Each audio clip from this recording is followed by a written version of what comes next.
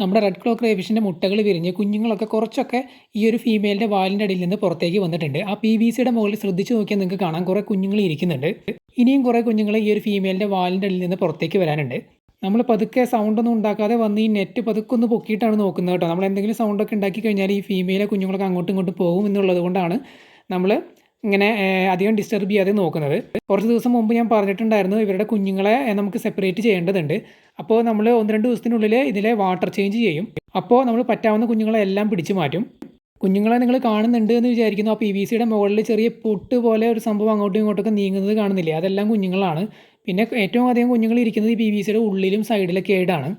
അപ്പോൾ ഞാൻ നേരത്തെ പറഞ്ഞതുപോലെ തന്നെ 1-2 ദിവസത്തിനുള്ളിൽ നമ്മൾ വാട്ടർ ചേഞ്ച് ചെയ്യും. ആ സമയത്ത് നമ്മളൊരു 50% വെള്ളം മാത്രമേ കളയാനായിട്ട് പ്ലാൻ ചെയ്യുന്നുള്ളൂ. ആ സമയത്ത് നമ്മൾ മാക്സിമം അടിയിലുള്ള അഴുക്ക് കാര്യങ്ങളെല്ലാം വലിച്ചു കളഞ്ഞ് ഈ PVC എല്ലാം പുറത്തെടുത്ത് ഫീമെയിലിന് മാത്രം ഇരിക്കാനുള്ള PVC വെച്ചതിന് ശേഷം നമ്മൾ കുഞ്ഞുങ്ങളെ പിടിക്കാമെന്നാണ് വിചാരിക്കുന്നത്. കുഞ്ഞുങ്ങളെ പിടിക്കുമ്പോൾ വളരെ കെയർഫുള്ളായിട്ട് വേണം പിടിക്കാനായിട്ട്. ഇതിന് മനസ്സിലായി കഴിഞ്ഞാൽ ചിലപ്പോൾ സ്ട്രെസ്സ് വരും. സ്ട്രെസ്സ് വന്നു കഴിഞ്ഞാൽ ഇത് കുഞ്ഞുങ്ങളെ തിന്നാനുള്ള സാധ്യതയുണ്ട്. അതായത് ഇതിൻ്റെ വാലിൻ്റെ അടിയിൽ ഇനിയും കുഞ്ഞുങ്ങൾ ഇറങ്ങാനായിട്ട് നിൽക്കുന്നുണ്ട്. അവരൊക്കെ ചിലപ്പോൾ അത് കഴിച്ചു എന്നിരിക്കും. അതുകൊണ്ട് വളരെ കെയർഫുള്ളായിട്ട് വേണം അത് ചെയ്യാനായിട്ട്. 1-2 ദിവസത്തിനുള്ളിൽ നമ്മൾ തീർച്ചയായിട്ടും ആ പരിപാടി ചെയ്യും. അപ്പോൾ അതിന് വേണ്ടിയിട്ട് നമ്മൾ ട്രേകൾ ഓൾറെഡി സെറ്റാക്കി വെച്ചിട്ടുണ്ട്. അത് ഞാൻ മുമ്പ് ഷോർട്ട് വീഡിയോ ആയിട്ട് കാണിച്ചിട്ടുണ്ടായിരുന്നു. ട്രേകളിനകത്ത് നമ്മൾ ഹൈഡിങ് സ്പോട്ടൊക്കെ സെറ്റ് ചെയ്ത് റെഡിയാക്കി വെച്ചിട്ടുണ്ട്. ഈ കുഞ്ഞുങ്ങളെ പിടിച്ച് ഇറക്കി വിട്ടാൽ മതി. അപ്പോൾ നമ്മളത് ചെയ്യുന്ന സമയത്ത് തീർച്ചയായിട്ടും ഒരു വീഡിയോ ചെയ്ത് നിങ്ങളെ ഞാൻ ക്ലിയർ ആയിട്ട് കാണിക്കാം. കുഞ്ഞുങ്ങളെയൊക്കെ ഞാനൊരു ട്രാൻസ്പാരൻറ്റ് കണ്ടെയ്നറിൽ പിടിച്ചിട്ടിട്ട് ലൈറ്റിൽ ക്ലിയർ ആയിട്ട് തന്നെ നിങ്ങളെ കാണിക്കാം. എൻ്റെ ഒരു അറിവിൽ കുറേ കുഞ്ഞുങ്ങൾ ഓൾറെഡി ഇറങ്ങിയിട്ടുണ്ട്. പിന്നെ ബാക്കി കുറേ എണ്ണമാണ് ഇപ്പോൾ അതിൻ്റെ വാലിൻ്റെ അടിയിൽ ഇരിക്കുന്നത്. അപ്പോൾ ഇറങ്ങിയതിനെയാണ് നമ്മൾ വാട്ടർ ചേഞ്ച് ചെയ്യുന്ന സമയത്ത് പിടിക്കാനായിട്ട് പോണത്. ബാക്കിയെല്ലാം പിന്നെ എനിക്കറിയില്ല എത്ര സമയം എടുക്കും എന്നുള്ളത്, അതിൻ്റെ വാലിൻ്റെ അടിയിൽ നിന്ന് കംപ്ലീറ്റ് ആയിട്ട് അവർ വിട്ടു പോരാനായിട്ട്. പിന്നെ ഞാൻ ശ്രദ്ധിച്ചൊരു കാര്യം എന്താണെന്ന് വെച്ച് കഴിഞ്ഞാൽ ഈ കുഞ്ഞുങ്ങളൊന്നും തീരെ ചെറിയ പൊടി കുഞ്ഞുങ്ങളല്ല, കുറച്ച് സൈസുള്ള കുഞ്ഞുങ്ങളാണ്. അത് വലിയൊരു കാര്യമാണ്. കാരണം എന്തുകൊണ്ടാണെന്ന് വെച്ച് കഴിഞ്ഞാൽ തീരെ പൊടി കുഞ്ഞുങ്ങളാണ് എന്നുണ്ടെങ്കിൽ അവർ പെട്ടെന്നൊക്കെ ചത്തുപോകാൻ സാധ്യതയുണ്ട്. ചെറിയ ടെമ്പറേച്ചർ വേരിയേഷനൊക്കെ വരികയാണെന്നുണ്ടെങ്കിൽ നമ്മൾ വാട്ടർ ചേഞ്ച് ഒക്കെ ചെയ്യുന്ന സമയത്ത് ചത്തുപോകാനുള്ള സാധ്യത കൂടുതലാണ്. ഇത് പക്ഷേ തീരെ പൊടിയല്ല. നിങ്ങൾക്ക് ശ്രദ്ധിച്ച് നോക്കിയാൽ കാണാം കുറച്ച് സൈസുണ്ട്. അത്രയും സൈസുള്ള കുഞ്ഞുങ്ങളാണെന്നുണ്ടെങ്കിൽ എനിക്ക് തോന്നുന്നു അത്ര ബുദ്ധിമുട്ടില്ല ഇതിനെ റേസ് ചെയ്ത്, അതായത് ചത്തുപോകാതെ റേസ് ചെയ്ത് കൊണ്ടുവരാനായിട്ട്. ഒന്ന് അത്യാവശ്യം നല്ല രീതിയിൽ നമ്മൾ കെയർ കൊടുത്ത് നോക്കുകയാണെന്നുണ്ടെങ്കിൽ, അതായത് അത്യാവശ്യം സ്പേസ് ഉള്ള ഒരു സ്ഥലത്ത് കൊണ്ടുപോയി ഇട്ട് ഹൈഡിങ് സ്പോട്ടൊക്കെ വെക്കുകയാണെന്നുണ്ടെങ്കിൽ അവർ പെട്ടെന്ന് തന്നെ വളർന്ന് വലുതായിക്കോളും. എനിക്ക് തോന്നുന്നു നമ്മൾ ഇതിനകത്ത് ഈ ഫീമെയിലിന് ഫീഡ് ചെയ്യുന്നുണ്ട്. ആ ഫീഡ് ചെയ്യുന്ന ഫുഡിൻ്റെ വേസ്റ്റ് തരിയും പൊടിയൊക്കെ ഇവർ കഴിക്കുന്നുണ്ട്. അങ്ങനെ ആയിരിക്കാം ചിലപ്പോൾ ഈ ഒരു സൈസിലേക്ക് ആ കുഞ്ഞുങ്ങൾ വന്നത്. കണ്ടില്ലേ, ആ PVCയുടെ മുകളിൽ നിങ്ങൾ ഇരിക്കുന്നത് കണ്ടില്ലേ, അത് അത്യാവശ്യം സൈസുണ്ട്. അതുപോലെ തന്നെ ആ ഒരു മൂലയിൽ ഒരെണ്ണം കിടന്ന് നടക്കുന്നുണ്ട് PVCയുടെ മുകളിൽ. കണ്ടോ അതിൻ്റെ സൈസ് കണ്ടോ? ആ ഒരു സൈസിലുള്ള കുഞ്ഞിനെയൊക്കെയാണ് നമുക്ക് കിട്ടുന്നതെന്നുണ്ടെങ്കിൽ തീർച്ചയായിട്ടും ചത്തുപോകാതെ റേസ് ചെയ്തെടുക്കാൻ പറ്റും. പിന്നെ ചെറിയ സ്പേസിൽ എണ്ണത്തിൽ കൂടുതലാവുമ്പോഴാണ് ഇവർ അടിപിടി കൂടാനും അതുപോലെ അങ്ങനെയുള്ള ഫൈറ്റും കാര്യങ്ങളൊക്കെ വന്ന് പിന്നെ ചത്തുപോകാനൊക്കെയുള്ള പ്രശ്നം വരുന്നത്. അല്ലാന്നുണ്ടെങ്കിൽ ഈ ഒരു സൈസിലുള്ള കുഞ്ഞിനെയൊക്കെയാണെന്നുണ്ടെങ്കിൽ എൻ്റെ അറിവിൽ ഈസി ആയിട്ട് ഇതിനെ റേസ് ചെയ്ത് വലുതാക്കാനായിട്ട് പറ്റും. എന്തായാലും 4 ട്രേകൾ നമ്മൾ ഓൾറെഡി സെറ്റാക്കി വെച്ചിട്ടുണ്ട്. കൂടുതൽ വേണ്ടി വരികയാണെന്നുണ്ടെങ്കിൽ നമ്മുടെ കയ്യിൽ അഡീഷണൽ 2 ട്രേയും കൂടി ഇരിക്കുന്നുണ്ട്. അതും കൂടി നമ്മൾ യൂസ് ചെയ്യും.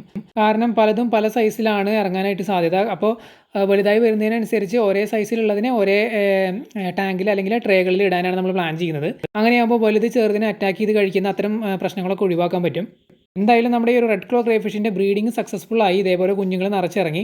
ഇത് ഫസ്റ്റ് ടൈമാണ് നമ്മൾ ചെയ്യുന്നതെന്ന് നമ്മൾ മുമ്പത്തെ വീഡിയോകളിലൊക്കെ പറഞ്ഞിട്ടുണ്ടായിരുന്നു. അങ്ങനെ ഇതിൻ്റെ ബ്രീഡിങ്ങിൻ്റെ കാര്യത്തിൽ നമുക്ക് നല്ലൊരു എക്സ്പീരിയൻസ് ആണ് കിട്ടിയത്. അപ്പോൾ ഇനി ഫ്യൂച്ചറിൽ ഇവരെ ബ്രീഡിങ്ങും കാര്യങ്ങളൊക്കെ എങ്ങനെ ചെയ്യണം എന്നുള്ളത് കൃത്യമായിട്ട് നമുക്ക് മനസ്സിലായിട്ടുണ്ട്.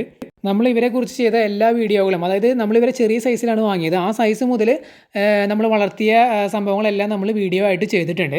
അതെല്ലാം നമ്മളൊരു പ്ലേലിസ്റ്റ് ക്രിയേറ്റ് ചെയ്തിട്ട്, റെഡ് ക്ലോ ക്രേഫിഷ് എന്ന് പറഞ്ഞൊരു പ്ലേലിസ്റ്റ് ക്രിയേറ്റ് ചെയ്തിട്ട് അതിനകത്ത് ആഡ് ചെയ്തിട്ടുണ്ട്.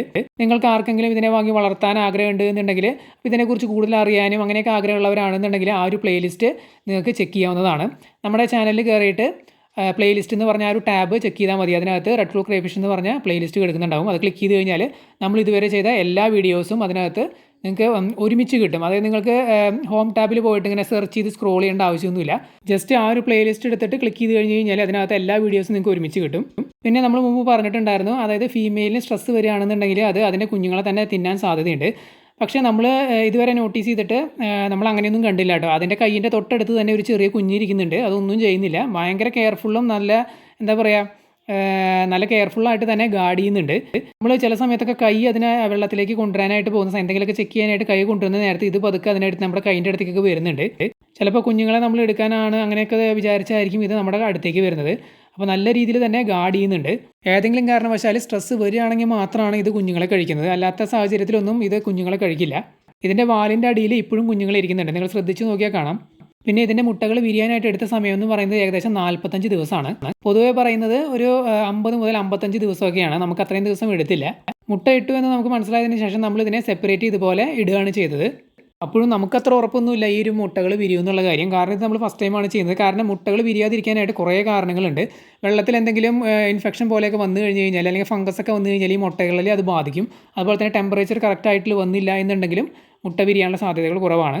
പിന്നെ ഉള്ളൊരു കാര്യം എന്താണെന്ന് വെച്ച് കഴിഞ്ഞാൽ ഈ ഫീമെയിൽ സക്സസ്ഫുള്ളായിട്ട് മെയ്റ്റ് ആയിട്ടുണ്ടോ എന്നുള്ളതാണ്. മുട്ടയിട്ടാലും മുട്ട വിരിയണമെന്നില്ല. അത് ഫെർട്ടിലൈസ് ആയിട്ടുണ്ടെങ്കിൽ മാത്രമേ അത് വിരിയൂ. മെയിലിനെയും ഫീമെയിലിനെയും കൂടി നമ്മൾ ഒരുമിച്ചാണ് ഇട്ടത്. അപ്പോൾ അതൊരു ഊഹമാണ് അത് കറക്റ്റായിട്ട് ചെയ്തിട്ടുണ്ടാവും എന്നുള്ളത്. അത് കൺഫേം ചെയ്യണമെങ്കിൽ ഈ ഒരു ഫീമെയിൽ കുറച്ച് ദിവസം കഴിഞ്ഞാലേ നമുക്ക് മനസ്സിലാവും. കാരണം ഇതിൻ്റെ ആ ഒരു മുട്ടയുടെ കളർ പെയിൽ യെല്ലോ ആയിരിക്കും. അത് കുഞ്ഞുങ്ങൾ ഫോം ചെയ്ത് വരുമ്പോൾ അതിൻ്റെ കളർ ഒരു ബ്രൗൺ കളറിലേക്ക് മാറും. അപ്പോൾ അതൊക്കെ നമ്മൾ നോക്കിയിരിക്കുകയായിരുന്നു, അതൊക്കെ കറക്റ്റായിട്ട് ആവുന്നുണ്ടോ എന്നുള്ളത്. അതൊക്കെ കറക്റ്റായിട്ട് തന്നെ ആ ഒരു യെല്ലോ കളറിൽ നിന്ന് ബ്രൗൺ കളറിലേക്ക് വന്നു. പിന്നെ ഇത് ഹാച്ചായി ഇതുപോലെ കുട്ടികൾ ഇറങ്ങി. അപ്പോൾ എന്തായാലും നമ്മുടെ ഈ ഒരു ബ്രീഡിങ് സക്സസ്ഫുൾ ആയി. ഇനി നമ്മൾ വാട്ടർ ചേഞ്ച് ചെയ്യുന്ന സമയത്ത് എല്ലാ കുഞ്ഞുങ്ങളെയും പിടിച്ച് നിങ്ങളെ കാണിക്കാം. കാണിച്ചതിന് ശേഷമായിരിക്കും നമ്മൾ പുതിയ ട്രേകളിലേക്ക് ഇവരെ ട്രാൻസ്ഫർ ചെയ്യുന്നത്. അപ്പോൾ ആ ഒരു വീഡിയോ നമ്മൾ അടുത്ത ദിവസങ്ങളിൽ തന്നെ അപ്ലോഡ് ചെയ്യുന്നതായിരിക്കും. അപ്പോൾ ഈ ഒരു വീഡിയോ നിങ്ങൾക്ക് ഇഷ്ടപ്പെട്ടു എന്നുണ്ടെങ്കിൽ ലൈക്ക് ചെയ്യുക. അതുപോലെ തന്നെ ചാനൽ സബ്സ്ക്രൈബ് ചെയ്യാത്തവരാണെന്നുണ്ടെങ്കിൽ സബ്സ്ക്രൈബ് ചെയ്യുക. പുതിയൊരു വീഡിയോ ആയിട്ട് നമുക്ക് വീണ്ടും കാണാം.